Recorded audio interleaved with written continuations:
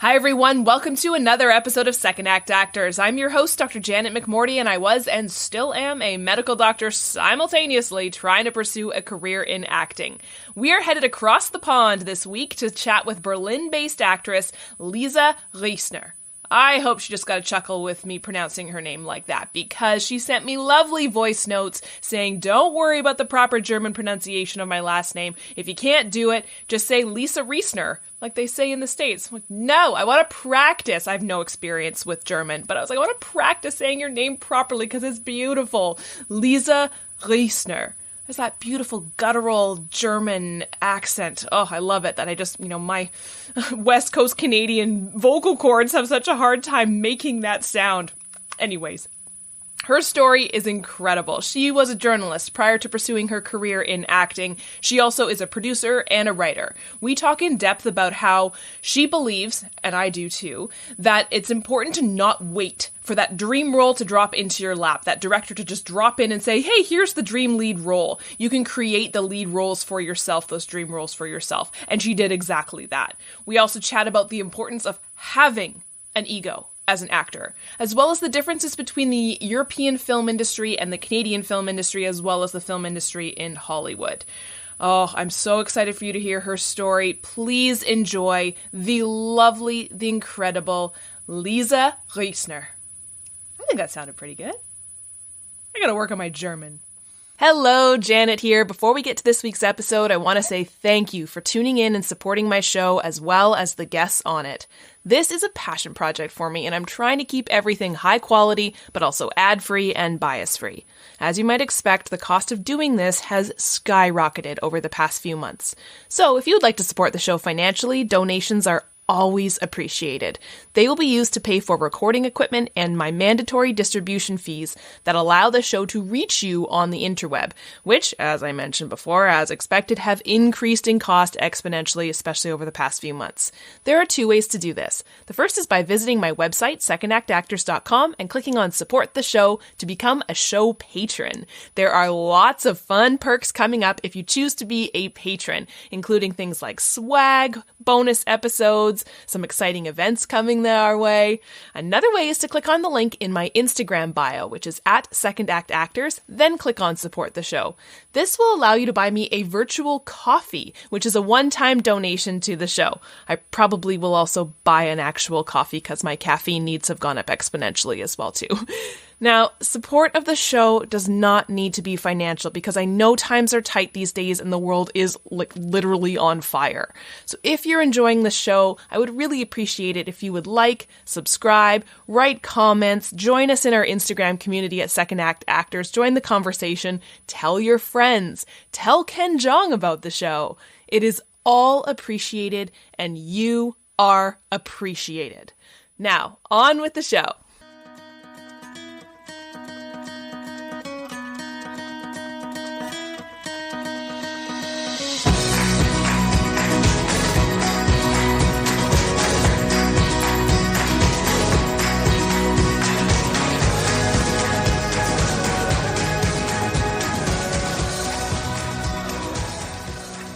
Welcome to the show. No, nothing like that. That's what I do in my podcast. Do you? Yeah. You know what? I tried to do it. I said, okay, are you ready to record? And I'm like, welcome, everyone. Yeah. I tried to do that. And the first couple people I did it with, the guests were just like, you look really dumb when you do that. Like, some people can pull it off so nicely. Like, you very obviously can pull that off. I just looked stupid. I would love to see it, though. No. Somewhere out there it exists, and it was not pretty. Okay. I get it. So, remind me again, whereabouts in the world are you located? Yeah, right now I'm in Berlin. Oh, very I'm nice. jumping Is that around quite a bit forth and back. Are you? Yeah, where do you jump around to and from? Copenhagen, Oslo, lately. These are the three cities, yeah. Wow. Any reason in particular those three? For acting, yeah. And basically also because there have been a lot of possibilities to do movies and commercials. Yeah, in those 3 cities. Mm-hmm. Cool. That's awesome. Yeah, so tell me your story. How did you get into acting? Yeah. So I've been, since I was 15, I wanted to be, I wanted to write a book and write stuff. And I never questioned that, being 15, ever again, until the point when I started to question it. So I studied speech and journalism, and I was a journalist. Until one day, I was in Brussels, sitting in the office, being on a phone call, interviewing someone on the phone, being on my laptop for 4 hours, and then there was this other phone call coming in. You have 1 hour left, and I'm like, my back hurt. And I was like, this is not what I want to do. I don't want to just sit on a computer every day while imagining myself, journalist, as being a profession where you interview everyone face to face and you travel around. And I ended up sitting every day. So I said I have to do something else where I can express and I can move, because my body is screaming for it and my soul. And then I had some circus friends who did theater, and I because I never did theater, I was not that kind of girl who was like in an acting class or something, I was never that kind of girl, like when I was in school or something. So I discovered that when I was 25, through my circus friends, theater and playing those games, and I was fascinated, and we broke into a circus at night, and we played games, like theater games in a circus at night. And I completely fell in love with acting and theater and playing different characters and roles. And I didn't have the guts to study acting or to really do it. So I said, what am I going to do? And there was this 1-year program, which was like finding oneself. It was kind of self-development year. And there we did a theater project, biographic one, like working with your own biography. And I studied theater every day, and speech and everything that belongs to it. And I played like 5 characters in this play. I was like, whoa, I can just hit off like 5 different characters in a 1-hour play, just like that. And I was like, okay, maybe I found my vocation, And I basically went straight off and studied acting then in Berlin. Had no money, so I was a waitress at night.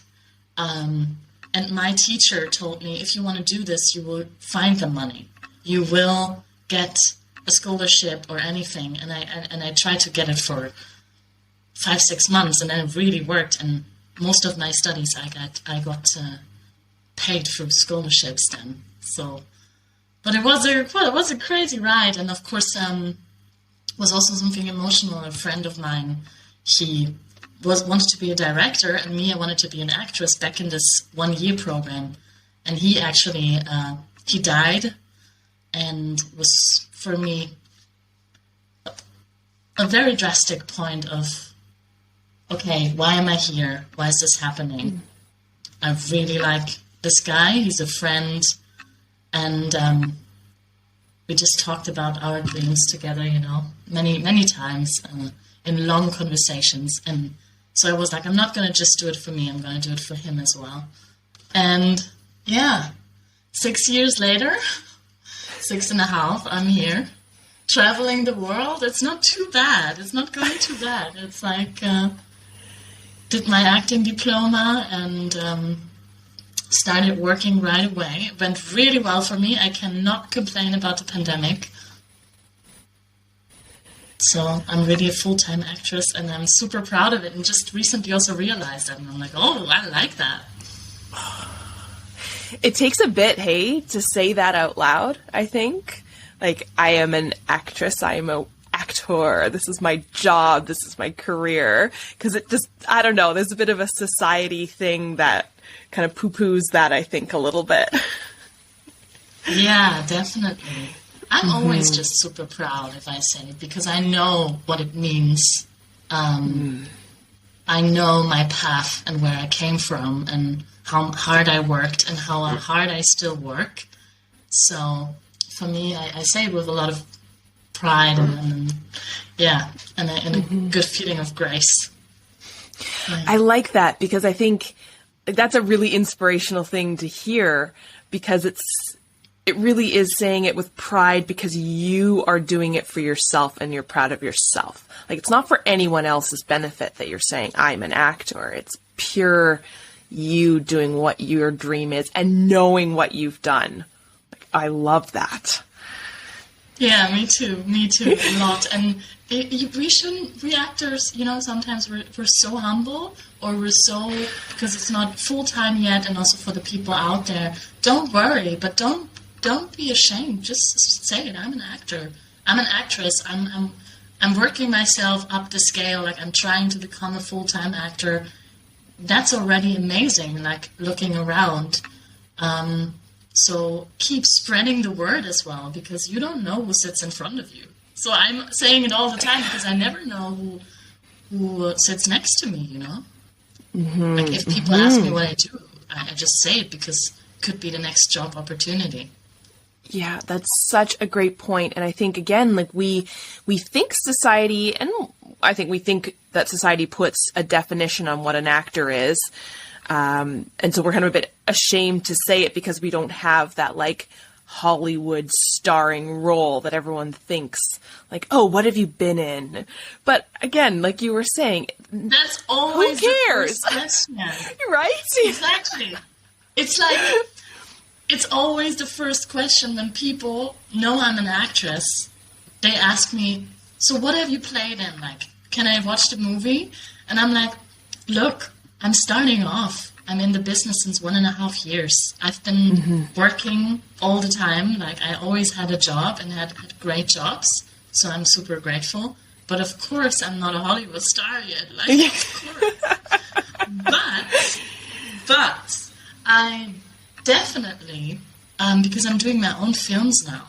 And this is something I told myself, I'm not going to wait until this role or this director or ever appears and the Hollywood thing happens, but I make it happen for myself. So I started to do my own movies, and I started off really small.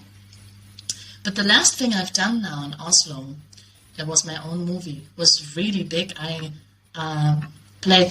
I wrote the script myself. I was the producer next to 3 amazing women. It's called Hurra for Norge. And I played in a leading role next to Rune Tente from The Last Kingdom and Captain Marvel. He's a Hollywood star. And Lucas Lugren, who's in The $1 Billion Code. He's a Swedish actor. And that's a Netflix series. So I made this happen myself, and it's been a crazy ride. Janet, I can tell you, I've wrote these actors via email. Do you want to be in my film? We're starting this off in Oslo. I've sent in my recent film. Alice was my last film that I did. It was also really successful and got some prizes. But also a short film, of course, because I'm starting off small. I'm just on my own, trying to make something work. And they said yes.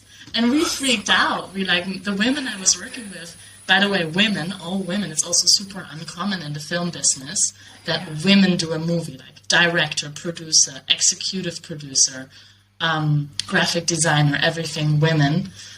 Super proud of that. And yeah, so that's what I'm doing now. I'm trying to fulfill my dreams myself. Oh, I want to play this leading character.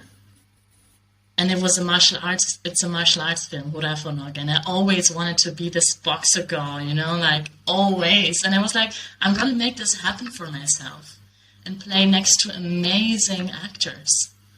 And that feels great. And then I tell this to people, it's like, maybe you don't know this because it's a short film, but I played with really big people and I organized it myself because I don't want to wait, Yeah. Do you think So I think that takes a lot of courage to be able to even just send the email out to an actor like that. Definitely. Do you think, like, was that from, like, are you just a courageous person at baseline? Or did your prior job as a journalist did you bring any skills in from that, like networking skills? Like, how did that come about? Yeah, I had a lot of skills from my journalism, and when we did this movie, it starts with how I Google things, how I Google the email addresses, and how I Google the actors and stuff like that. I have a lot of skills from my journalism job. I love that you asked that. Yes, and it's true. And the other girls were like, "How did you even find his personal email address? And how did you do this?" And I was like, I have my skills, ladies. That's why I'm 30 now, and I have all this knowledge. I'm not 19 and don't know how to do this and this and that. I know a lot of things. And then definitely also life experience, because, the situation with my friend who died, and I was just like, from this point on, I was just like, whatever I want, I'm going to go for it. Because he was 27 when he died, and we can die every moment. It can just happen. It was an accident and can happen to anyone. And I don't want to look back and regret, or don't want to hold back for any reason, Do you have any advice for anyone who's thinking about doing what you're doing? Changing careers or making that shift? Or even like thinking about, like, just as an aside, lots of people who I chat with about this first act, second act shift have had something similar to what you had with your friend. Like something has happened in their life that kind of, I don't know, it's like it ignites something for good or for bad. It either explodes or like there's a big chapter shift. There's just a big shift that happens to make them go, I can't be doing what I'm doing anymore. Do you have any advice for people who are kind of in that phase? I definitely have. First thing, there is a book, 7 Ways to Effectiveness. And the guy writes, I don't know his name right now. The guy writes, you can either wait for this accident to happen, for your loved one to die, for you to have this sudden close to death experience, or you can just sit down on the table and start to deeply reflect on your life and start to make things happen and start to work from within,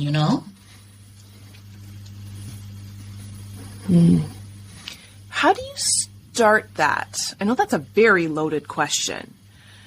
But how do you even start? How did you start with that? I also want to say that my second advice is have mentors.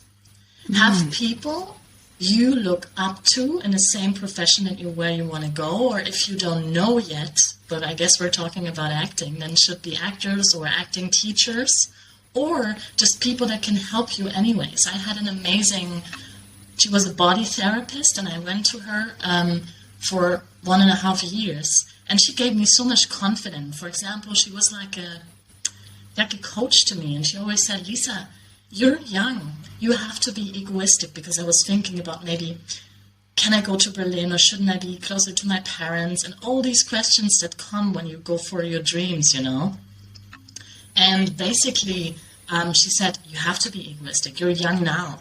When you're older, and once you have children, you can come back and be there for them and create a life for them and live for them. But now, go for what you want and strive for it. And she really gave me that last kick that I needed, because I was really doubting this point, if I can be, in German there's even a word for it. We say like healthy egoism.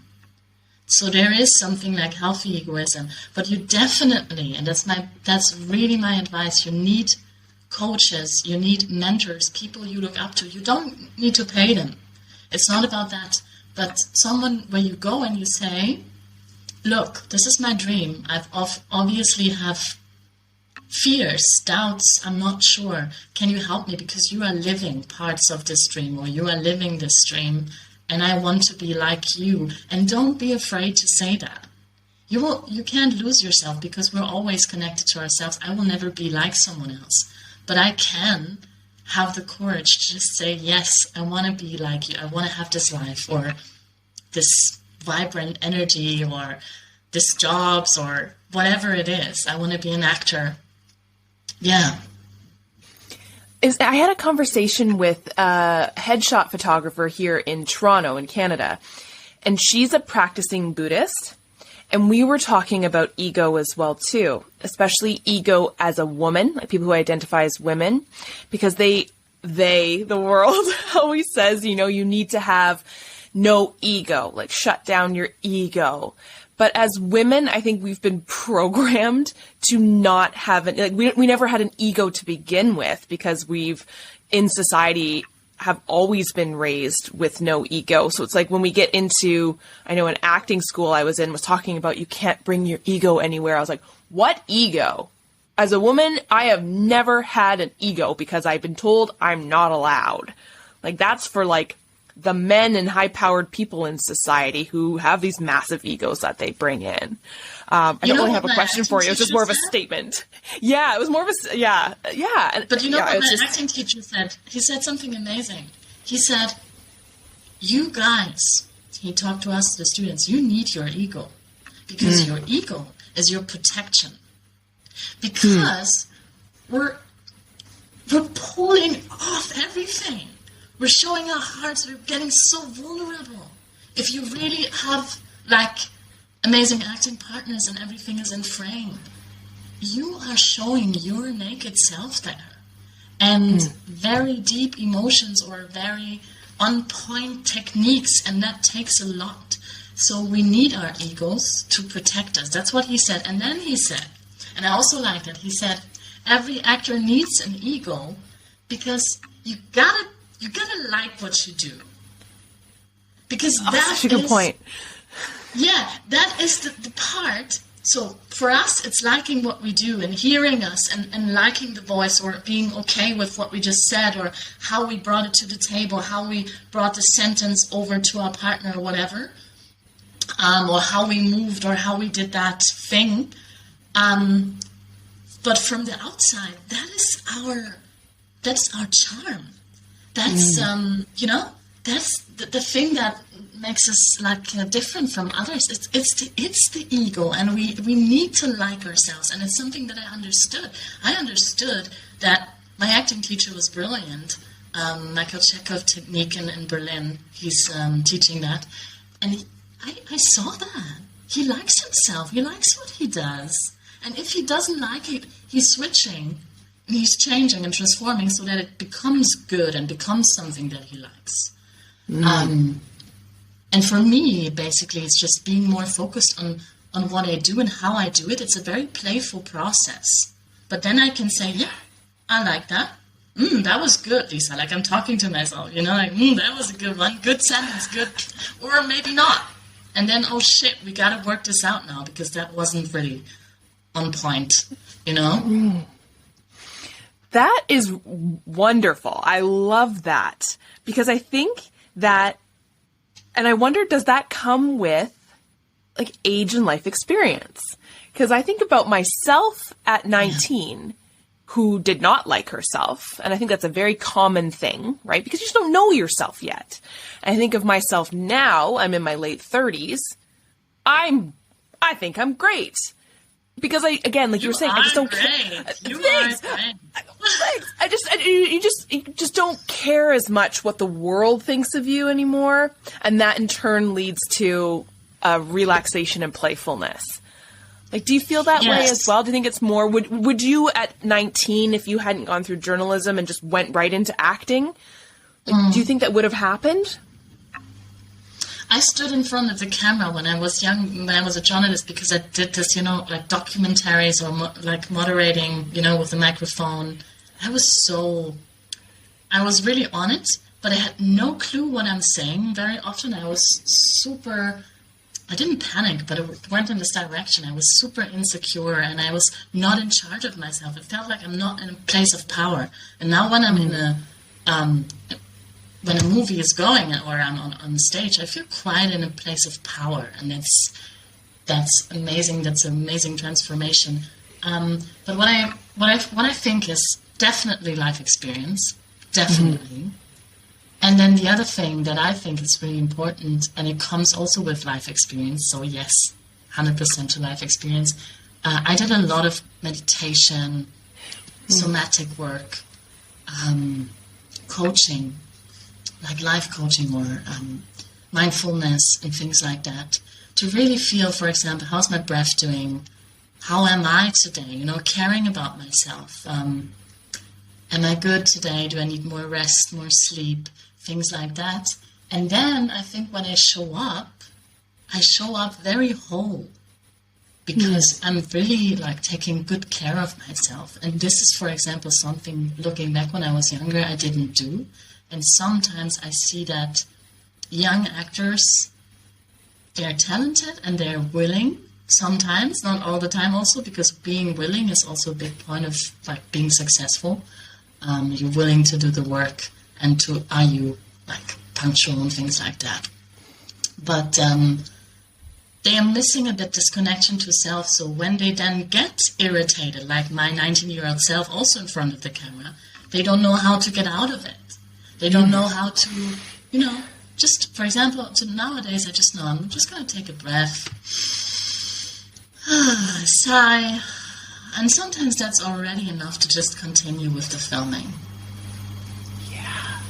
Yeah. Tell me about, and this is a bit now a change of topic because I'm so curious. Tell me about the film industry where you are in Europe. I've chatted with people in the UK and obviously people in Canada where I am and in the States. Tell me about what it's like, because I have this feeling, and let me know if it's true or not, that it's kind of like Canada in the fact that our film industry is new and getting exciting. Yeah, there's Hollywood that everyone thinks is great, but there are some Canadian shows that are just creeping into the Netflix of the world that people start to become obsessed with. And I think about some of the shows that are coming out of Europe, especially too, that people start becoming like, what is this? We need to start paying attention. What is it like over there? Definitely, yeah. I can say that's true. So I've been basically concentrating on the market or on the film industry in Germany, and in now also Denmark and Norway. So like the Scandinavian countries, and also trying to sneak in a bit in the UK. What I see is definitely there are a lot of in Germany there are a lot of series now, a lot of Netflix series in German language, but also, just films like my film, that we created in a bigger picture because we want to bring it on somewhere and see where we can go with it and maybe make a series out of it or a movie. And I think there are many people like us right now, young independent filmmakers with great equipment, great scripts, great ideas, and Amazon Prime, Netflix, all of these things are just growing and growing. What I can definitely say is in Germany, it's still quite traditional in the way how the system works. So they are the casting directors, and they take up to 2 years to 3 years to sometimes longer, unfortunately, to even recognize you. So if they don't recognize you, and they don't remember your name and your face, you don't get casted. If you don't get casted, you're not in the main pot of the things that are happening. But there's still a lot of possibilities. So first, I think just for experience and also money-wise and also just for amazing experience and playful experience, commercials, great. And then creating with independent filmmakers, because in Berlin, there's so much going on, and I'm telling everyone, if you just want to shoot a lot, come to Berlin. Maybe you're not going to be rich afterwards or something, but it can be that one of the shootings you did is landing a Netflix, contract or something, by chance. This can really happen a lot and happened here. once you're established with the casting directors and you have a really good agency here in Berlin, everything changes. Then you're quite recently booked for big stuff, for TV and everything. But I'm just 1.5 years in business, so I'm just starting off. I'm getting there. I have a really great German agency. But then I see Norway and Denmark is a complete little bubble. So it's like you're diving, and that's what's interesting for me. It's like you're diving in a bubble, and in this bubble, everybody knows everyone. And that's really cool. And it's like, it's all about networking. So you go there and you have actor friends and you're being kind to reach out to them. They introduce you to this little company who's doing some commercials or some independent movies. You get your first role, then someone else hears of you, and it's a snowball. But you gotta definitely go there. You gotta be present there and you gotta meet people. But that's really old school. And I love that about the Scandinavian countries. And that's why I want to work there more, because it's so easy to get jobs in the end. Because it comes with being kind and just networking, meeting people. And then in Berlin, it's different because everything is online. And we're still a bit restricted because of the COVID thing. So then people are a bit more hesitant still to meet and network face to face. So it works here, it all works online. I do my self-tapes all online, and I've really got to push through with a good online presentation to get to the casting directors. In Denmark, you wouldn't even need to have a website if you're just good at networking. Huh. Interesting. Yeah. What was I going to ask you? And that's just fascinating. I think so much. I don't know if there is the same push for actors in Germany, in the UK, and the Scandinavian countries to put LA and Hollywood up on a pedestal. Like, is that the goal for everyone there? Because for a lot of actors in Canada, that is still the goal, being once I get good enough for Canada, once I'm done in Canada, the end goal is always going to Los Angeles. It's always the end goal. I feel it never changes. It's really like everybody wants to go to Hollywood in the end. Yeah. And for me, I think I just want to do big things, you know. I just want to have leading roles and have some dream roles that I'm playing, but I don't need to especially do it in Hollywood. And I did think a lot about it, because I think, by the way, great if you're an actor and thinking a lot about what you want to do and how you want to do things and where you want to go. Because if you have a dream, and we all know that, and we keep holding on to it, it becomes true. Yeah. And I, for myself, decided, for example, that I find the travel that I'm doing right now so interesting, of discovering how different countries work acting-wise, and getting jobs there and networking and making friends, and that I lost Hollywood a bit, and it's not so interesting for me anymore, because I'm like, I'm having so much fun, I'm traveling the world, I'm understanding different industries by myself, you know? That's so interesting that I don't know what people want in New York. I'm like, I'm good where I am, you know? I love and I didn't even come to Sweden yet, to Finland, you know? Like... Yeah, there's so many other places, I think. And again, that's why I think it's so exciting to be in these, what we call like smaller markets of, you know, Canada, the UK, Europe, and stuff like that, because everyone here is so passionate about what they do. Yes. Because it's still so new and exciting and growing. There's no it's not stagnant. Yeah. Perfectly said. Perfectly said. Like my last film in Oslo, everybody is so on fire. Everybody was so passionate, young people full of spirit, and they want to go somewhere with the project. And it was a blessing to work with them. Like really, I was touched. We were all close to tears every day, because it was really mind-blowing how people show up and how passionate they are. And that's why I started acting. because I wanted to put my whole self into it, you know. And then meeting other people, DOPs, sound light guys, I see, whoa, they're doing the same, just on their job, obviously. It's super touching. It makes me just already like having goosebumps. It never stops. It's like, oh, that's why I'm doing the job, you know. And that's very true. Yeah, it's still exciting for us, and I think that's where you should go. And never forget. I mean, I do my own movies, so, and I just want to point that out because I talked with the acting coach about it, and you know, Brad Pitt, production company in Hollywood. It's so common that actors have their own production companies and they do their own movies, and I just want to really push that because you can write your own roles. You can be the hero you ever wanted to be.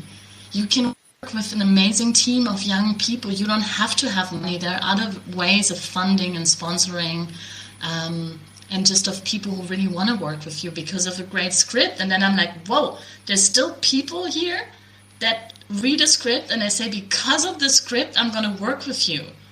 It's not because of the money. It's because of a nice script. And that's wonderful. It comes back to, we're all here for the arts and to make something happen that's really meaningful, but it comes from a really good place.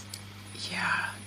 Do you have any favorite memories from being on set or any of the projects that you've done?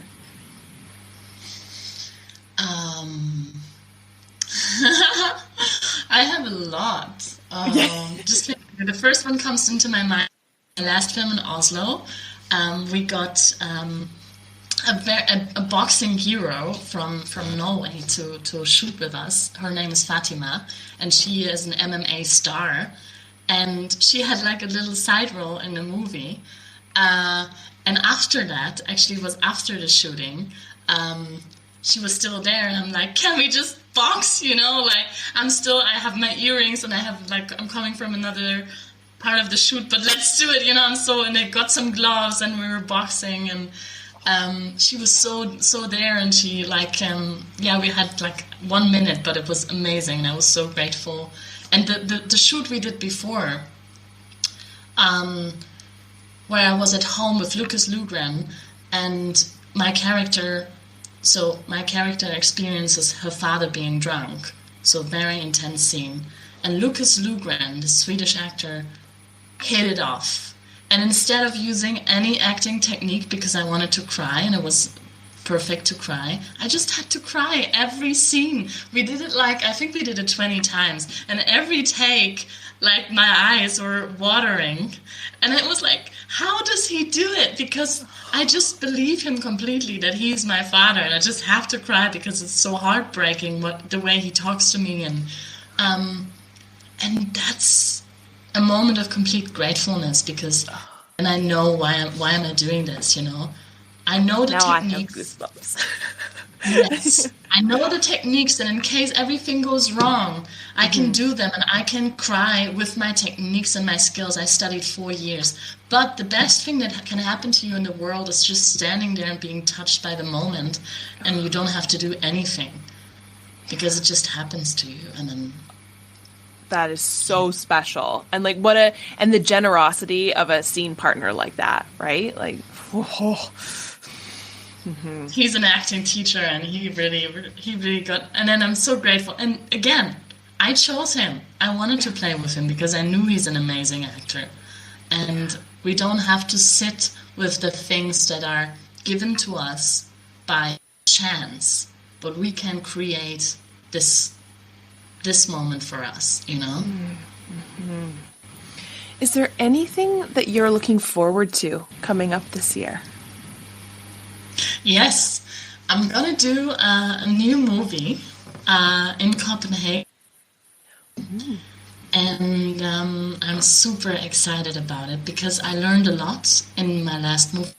I definitely applied for funding, and I have a great co-producer by my side, a great director, all women, of course, because I really want to push that when I do movies, because there's so many males out there in the film industry, and I'm really not okay with that, because women are so talented and they don't get a chance, and I don't like that. So I have to change that. Yeah, I'm so excited about the story, and I can't tell you the story, of course, because it's Of course. yeah. But this is gonna be my baby, my new baby. Yeah. Oh, that's so exciting. It's so exciting to just have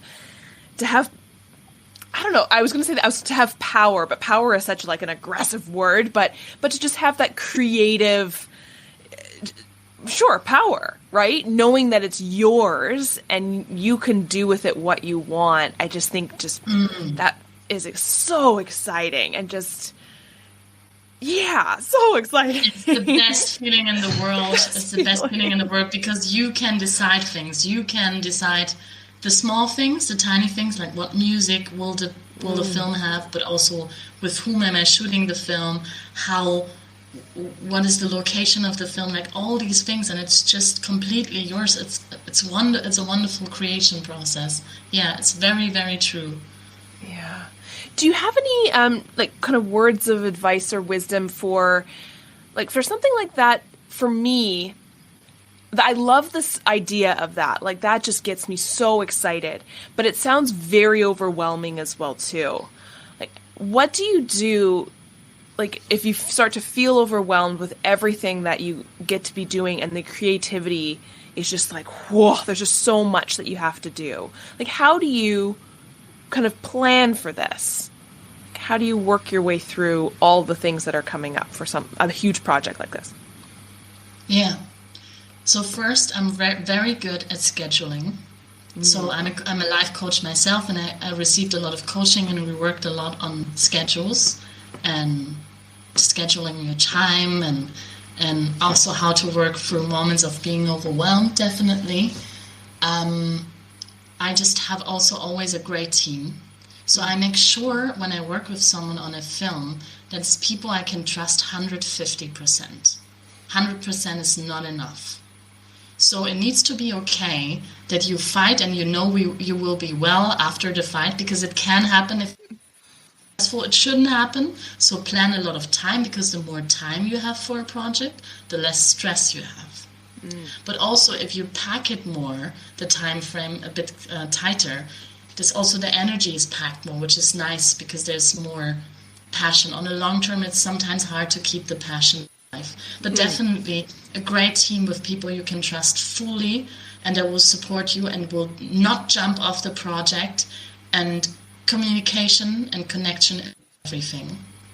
That's the first thing. And transparent communication. I have this and this money, budget at all. Talk to people. And then if you do it all by yourself, and you know, when I did my last movie, I went out myself to the restaurants and I asked them, can you sponsor us the food for the shoot?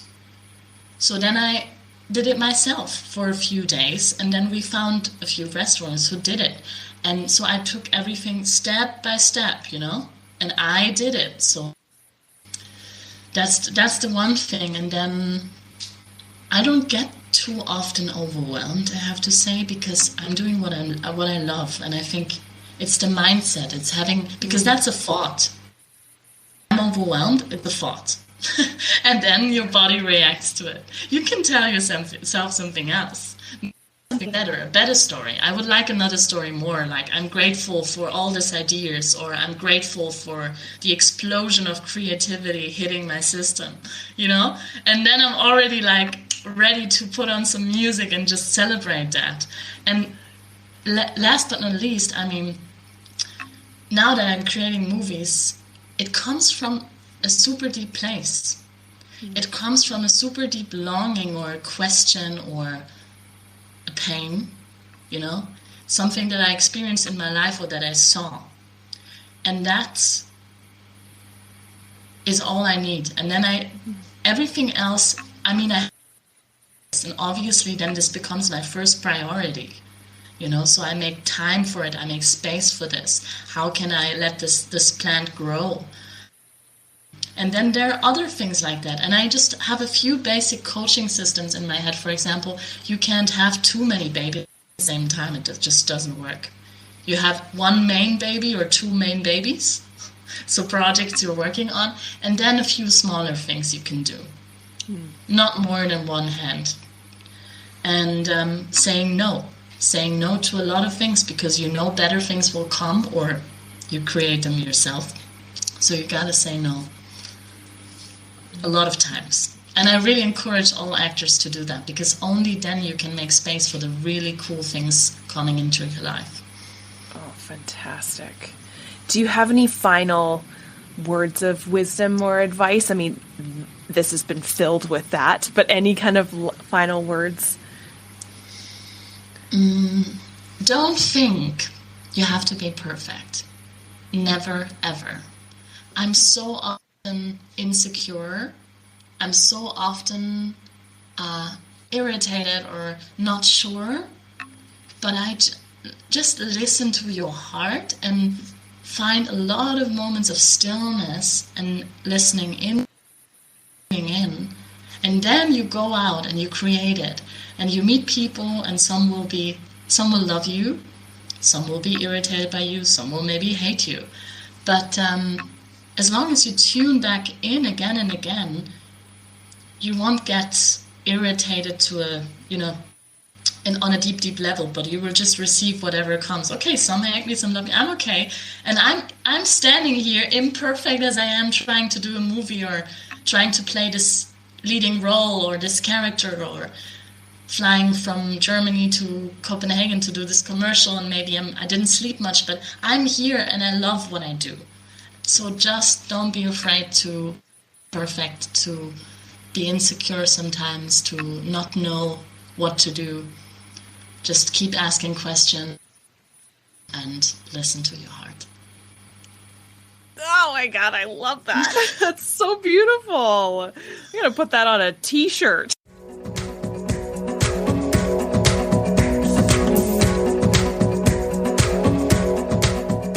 Thank you, everyone, for tuning in, and thank you, Lisa, for being my guest this week. Thank you for taking us on a deep dive into the importance of ego, Chekhov, and how fascinating and exciting the European film industry is. I know I mentioned this in the actual episode, but I think the European film industry and the Canadian film industry have a lot in common, in the fact that, one, we don't have a star system because we are so new, but two, because we are so new and young and up and coming, most of the people within this film industry are really excited to be there. There's passion, there's growth, it's not stagnant. So I think those of us in Europe and those of us here in Canada, I think we're really, truly lucky to be here when this is all getting going and getting started.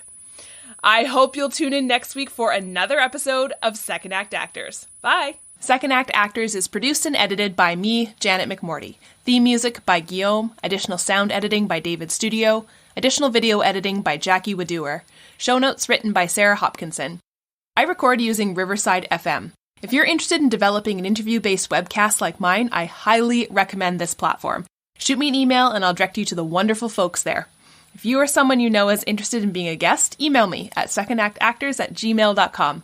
Don't forget to like, subscribe, and share with your friends. My love language is words of affirmation, so compliments, constructive criticism, and feedback are always welcome and encouraged. Negative Nancys, Judgy McJudgersons, or Debbie Downers, unless you're Rachel Dratch, regarding me or my guests are not welcome. It takes serious courage to share your story with the world, so if you're tempted to negatively comment about someone else's story, please ask your therapist why you're such a garbage person. Save the drama for the stage.